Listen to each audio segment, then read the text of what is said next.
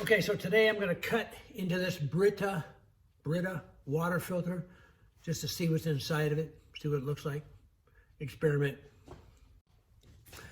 And I'm going to use my trusted Dremel tool with a cutting blade on it. Okay, so here we go.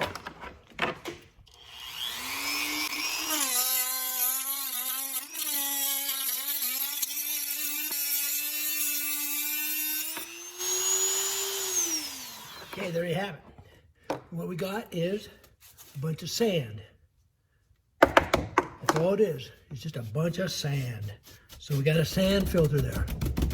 And I know you all wanted to know that. So there you are. That is what's inside a Brita filter. Just a bunch of sand. Okay.